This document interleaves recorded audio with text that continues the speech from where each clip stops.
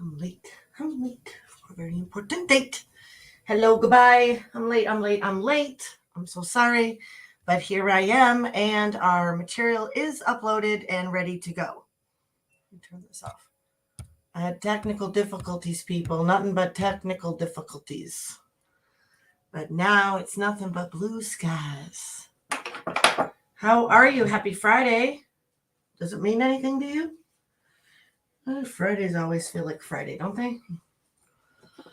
You're happy for everybody else who it means something for. All right. So my name is Deanna, and I'm streaming out of Humboldt County about Humboldt County to Humboldt County and anyone else who cares.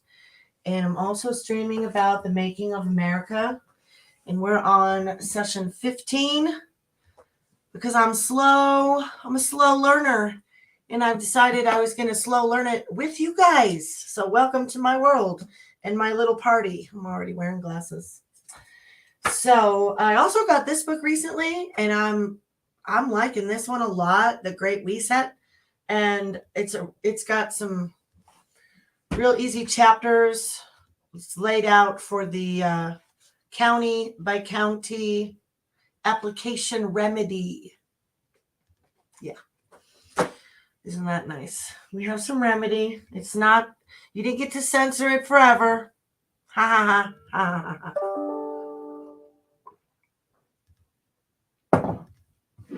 All right, let me turn all this off. So if you don't have your kit, basically it's this, there's a kit that I purchased, and it came with a lot of books. I don't even have them all up here today, but we're going to be going through this one today. Hello, Amy. Good to see you. Thank you for coming in and saying hello. Let me show you where you can find this study, okay, on a website, and just a temporary study. If you can't get the kit, this is just going to be up while I stream, and then I take it down. And then I'll have it up. You know, you can rewatch the streams, and that way you can learn. But it really suggests you get your own copy and buy your own kit. It's awesome. But if not, just read, listen along with me. It's a lot of reading. So fortunately, I can read, and I'm not shy. So here we are. And we're going to start. Let's see, where am I at? I went to standuphumble.news to the Constitution tab all the way on the right. Click it open. And now I'm here. And either one of these first two will take you to the kit where you can purchase it.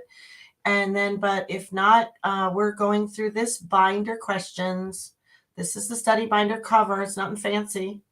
And we're on session 2. It took me 3 weeks to get through session 1. So, I've read through, this week was really kind of a dry week with reading, but I enjoy the reading and hopefully others do too. Now we get to some questions, but we're going all the way back to stuff we read on Monday. So hopefully it's not going to have too far gone in between. Well, that was some good English, huh? I am not an English teacher, just saying.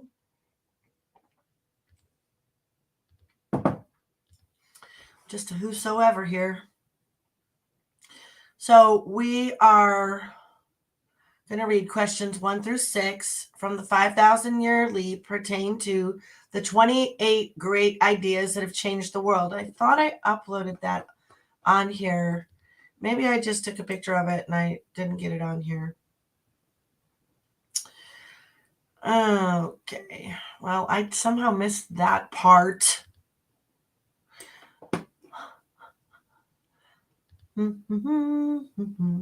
But that's what they base the whole Constitution on. And we're not actually going to be just reading those principles, so it's okay. We're going to be looking at pages 37 through 47. They are here already. So here we go. Question 1. And I want to see where I'm at here. 4 minutes and 30 seconds. Not too bad. Not too bad. Uh-oh, what'd I do? Girl, you click happy today. You better calm down. Number 1, briefly describe the Roman statesman Cicero, his life writings, and fundamental teachings. So we read all of this stuff, of course.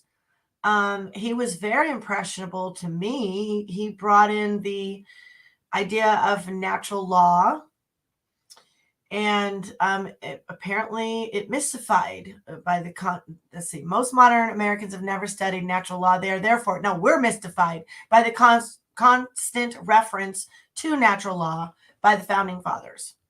And so this was Marcus Cicero that cut through the philosophical errors of Plato and Aristotle to discover the touchstone for good laws, sound government, and the long-range formula for happy human relations.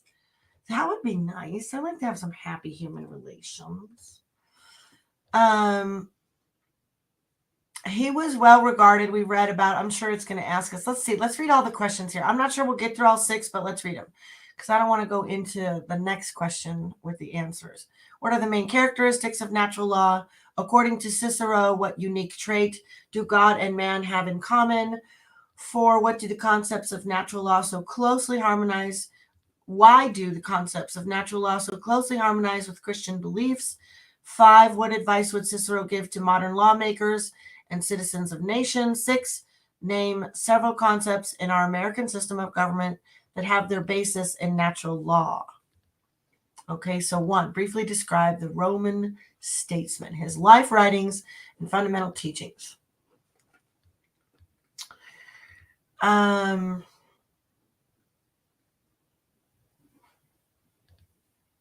he cut through all the philosophical stuff. It'd be good if we had somebody like that today, wouldn't it? He became the leading lawyer of his time and also rose to the highest office of the state, the Roman Council. He was in exile for a year. He was assassinated in 44 BC. How can that be? How could it be assassinated? He was murdered by the henchmen of Antony, a member of the triumvirate set up after Caesar's death. So let's keep reading here. I should have had underlined what I discovered, but he's basically the one who introduced the idea of natural law and his dream. They had appreciation of his dream. He wrote there was a great piece about him in here. Let's see it, where Cicero's conclusion.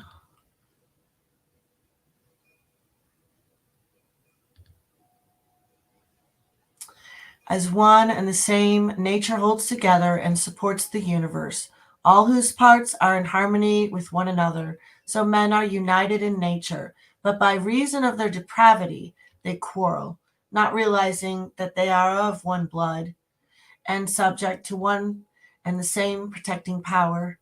If this fact were understood, surely man would live the life of the gods.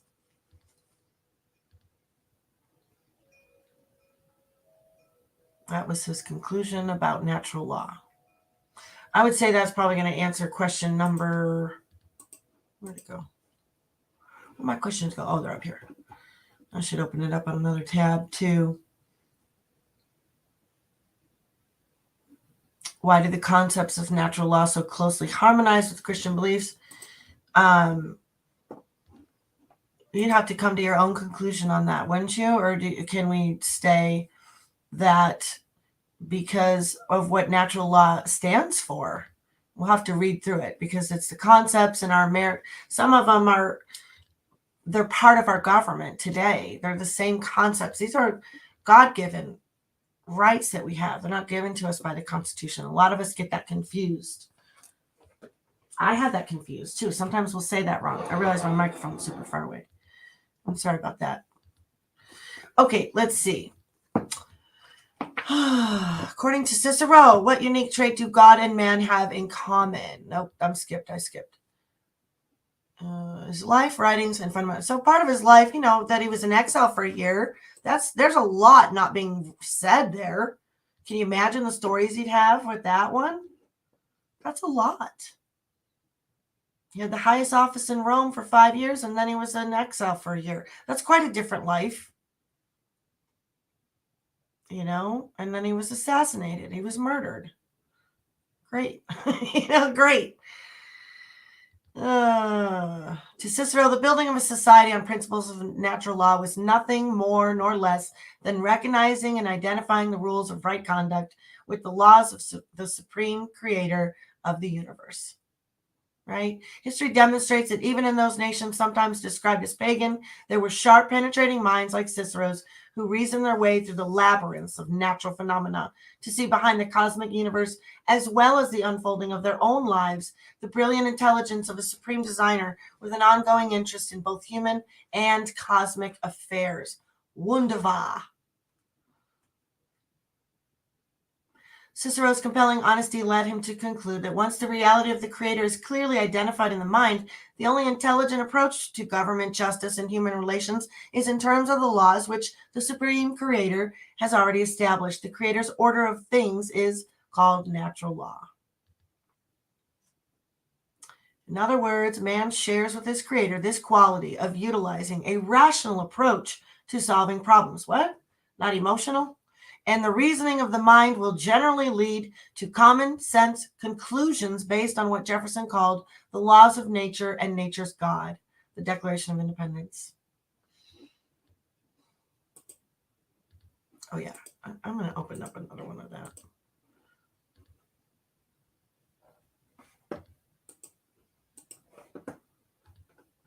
All right, let's see. Why do the concepts of natural law so closely harmonize with Christian beliefs? Why?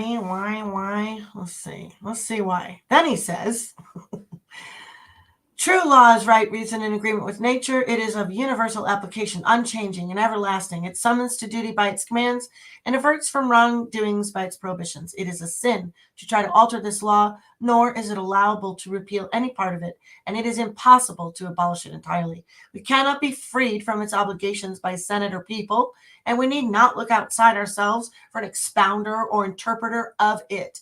And there will not be different laws at Rome and at Athens, or different laws now and in the future, but one eternal and unchangeable law will be valid for all nations and all times, and there will be one master and ruler, that is God, over us all, for he is the author of this law, its promulgator, its enforcer, judge. Whoever is disobedient is fleeing from himself and denying his human nature, and by reason of this very fact, he will suffer the worst punishment.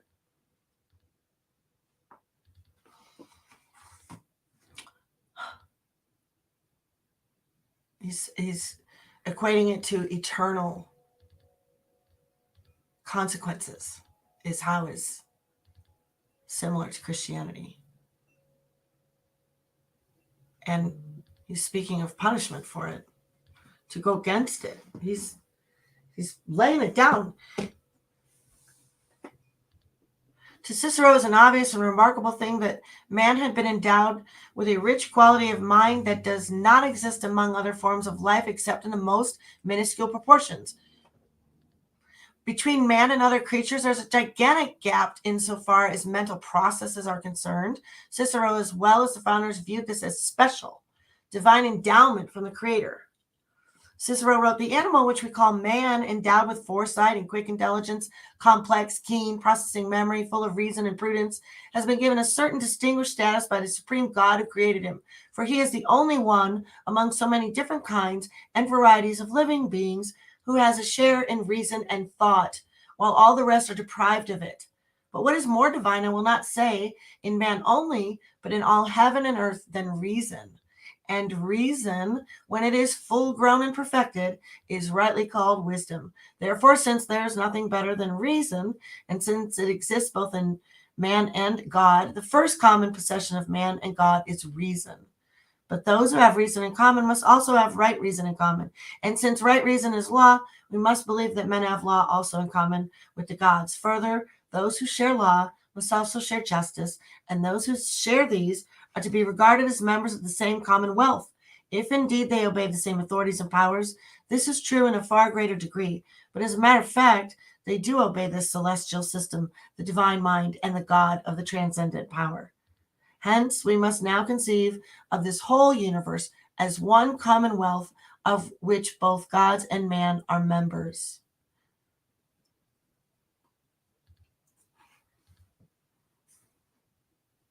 I'll leave his opinion. He says, no prophet of Old Testament or gospel teachers of the New Testament ever said anything. I disagree, but that's okay. He's entitled to his opinion, and I'm entitled to mine. I wouldn't argue with it. I mean, I'm sure it's well stated for 1300. When was he? BC? Gosh, I don't know the date. When was Cicero? And then I woke up singing, well, after I started reading about this, Cicero, Cicero, Cicero. But really, it's Figaro. Figaro, Figaro, Figaro. But I wanted to sing Cicero. It works, you know. Cicero, Cicero, Cicero. How come it doesn't tell me his date? It did say when he was murdered. 44 BC. He was assassinated, and a year later. How can he be assassinated and murdered a year later? That does not make sense. Caesar was assassinated in 44 BC, and a year later, in 43 BC, Cicero was murdered by the henchmen of Antony. You can't be assassinated and murdered, right? Something's not right there. Are you trying to trick us here? What's going on here? Something isn't right here. What advice would Cicero give to modern lawmakers and citizens of nations? 44 to 46. What advice would he give them? Oh, yeah, about the eternal damnation and the scourge to humanity. Actually, it's a little different. Let's see what he wrote.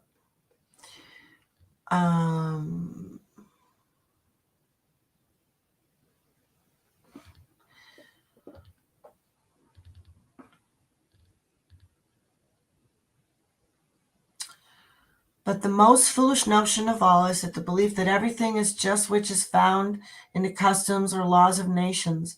What of the many deadly, the many pestilential statutes which nations put in force? These no more deserve to be called laws than the rules of a band of robbers might pass in their assembly. For if ignorant and unskillful men have prescribed deadly poisons instead of healing drugs, these cannot possibly be called physicians' prescriptions. Neither in a nation can a statute of any sort be called a law, even though the nation, in spite of being a ruinous regulation, has accepted it. He says all laws must be measured by God's law.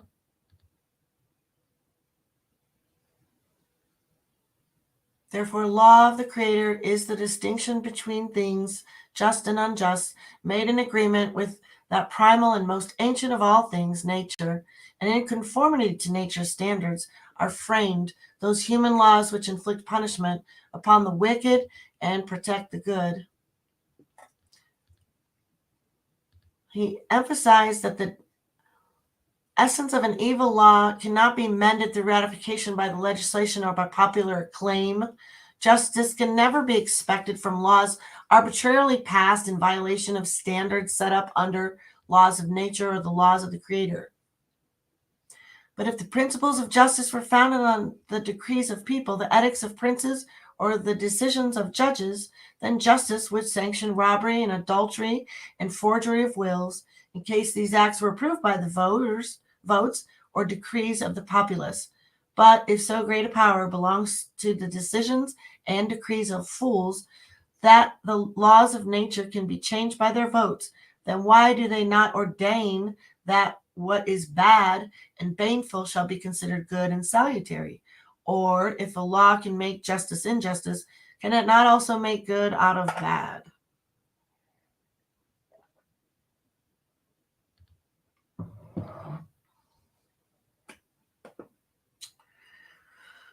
It was clear to Cicero, as he came toward the close of his life, that men must eliminate the depravity that had lodged itself in society.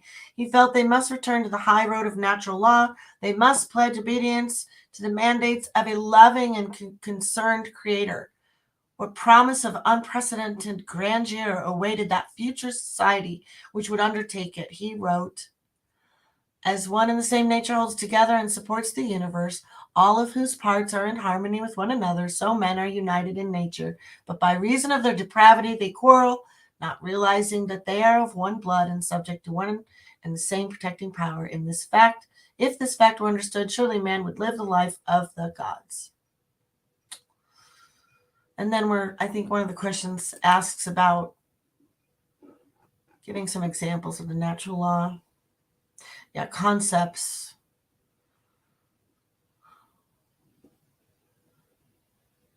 In our American system of government that have their basis in natural law. There's a lot of them.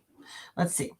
Concept of unalienable rights, unalienable duties, habeas corpus is based on natural law. The limited government, separation of powers, checks and balances, self-preservation, contract, family, justice by reparation, right to bear arms, no taxation without representation is based on natural law. These few examples will illustrate how extensively the entire constitutional system is grounded in natural law. In fact, natural law is the foundation and encompassing framework for everything we have come to call people's law. This is precisely what Thomas Jefferson was talking about when he wrote in the Declaration of Independence, "We hold these truths to be self-evident, self-obvious, that all men are created equal. They are endowed by their Creator with certain inalienable rights.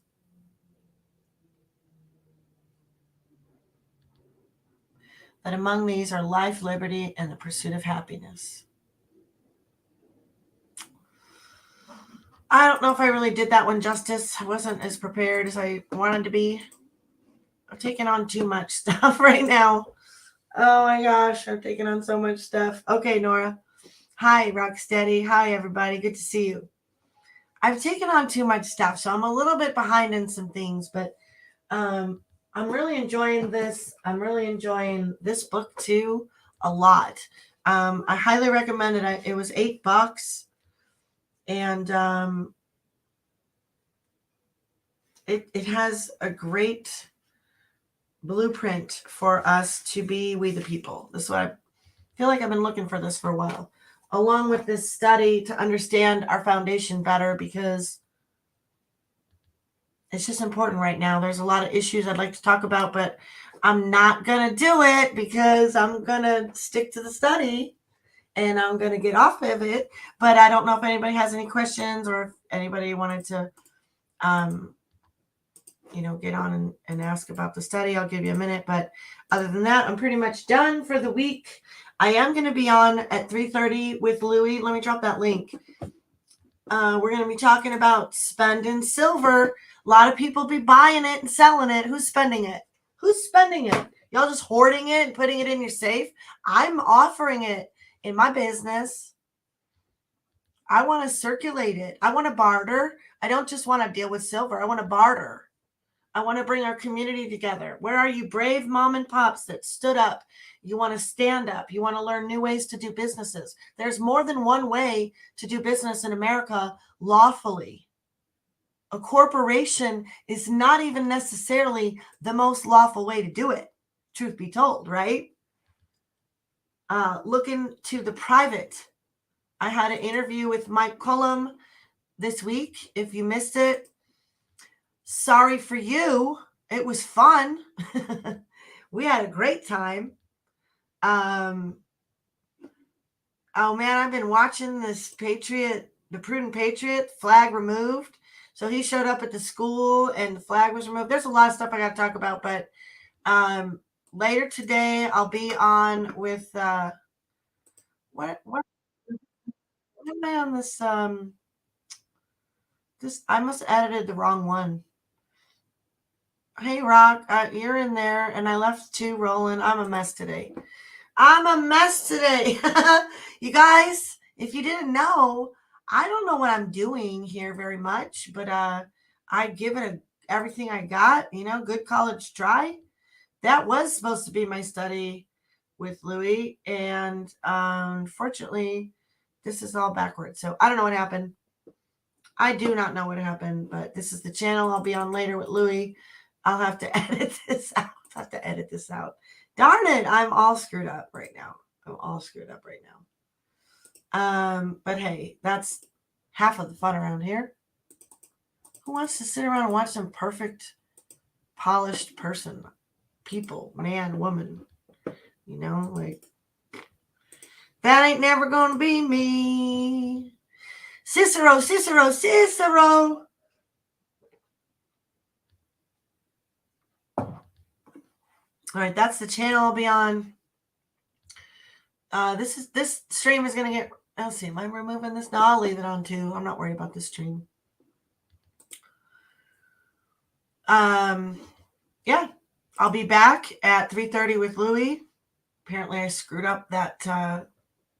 I tried to set both of my streams up today. I guess that was a bad idea. Usually, gotta wait till the other one's done. I should have waited, but.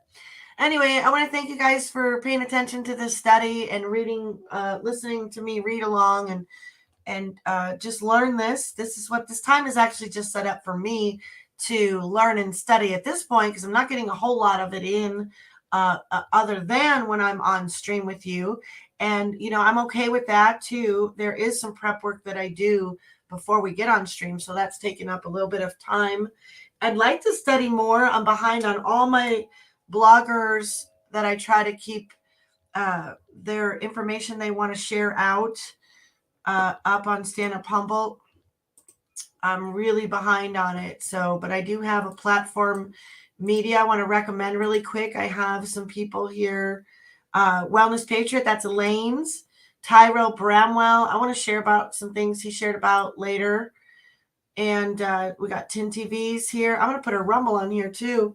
But my friends, I gave them a corner, and I'm just really behind on a lot of them.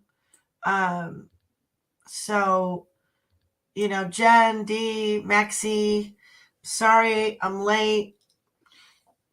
I'm behind. I still have all the emails. It's a weekend thing. Those are the kind of things I do on the weekend. But I want to thank you guys for hanging out. Oh, there you are, Devil Dog. Good to see you.